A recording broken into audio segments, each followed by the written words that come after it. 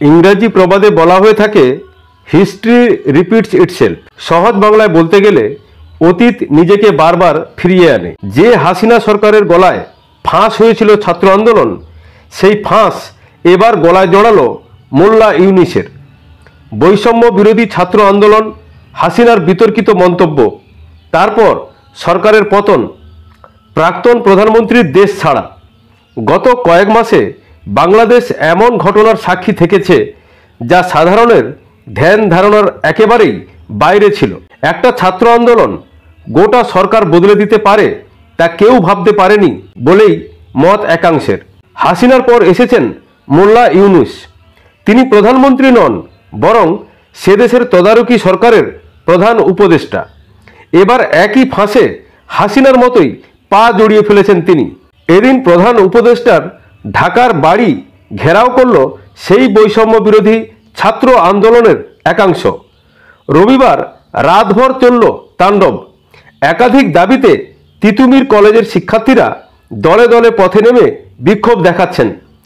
একেবারে রাস্তা রেল আটকে চলছে বিক্ষোভ।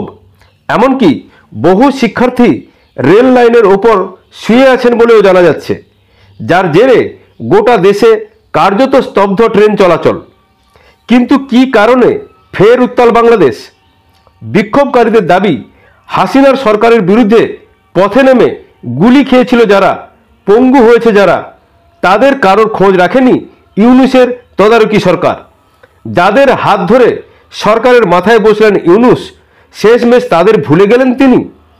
উল্লেখ্য, ইউনূসের বাড়ি ঘেরাওর আগে পথে বিক্ষোভে নামেন সেই বৈষম্য বিরোধী ছাত্র আন্দোলনকারীদের একাংশ। চলে স্লোগান, চলে অবরোধ কর্মসূচি।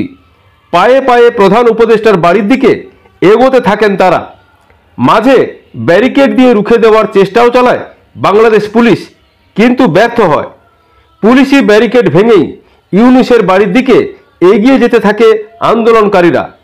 পরিস্থিতি সামাল দিতে সেদিকে ছুটে যায় খোদ সেই বৈষম্য বিরোধী ছাত্র আন্দোলনের অন্যতম নেতা হাসনাত আবদুল্লাহ।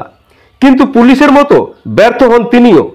উল্টে আন্দোলনকারীদের সুরে সুর মিলিয়ে তিনি বলেন, দেশটাকে সুন্দরভাবে চালাতে সৎ উপদেষ্টা আনা হয়েছিল, কিন্তু তারা যে এত আমলা নির্ভর হয়ে উঠবে তা ঠাওর করে উঠতে পারেনি। পাশাপাশি তার আরও মত, আহতদের নিয়ে দেশে রাজনীতি চলছে। আবার পালা পরিবর্তন হয় কিনা বাংলাদেশে, সেদিকে নজর থাকবে। ভালো থাকবেন, খবরের সঙ্গে থাকবেন। ভালো লাগলে চ্যানেলটিকে লাইক, সাবস্ক্রাইব, কমেন্ট করবেন। ধন্যবাদ, নমস্কার।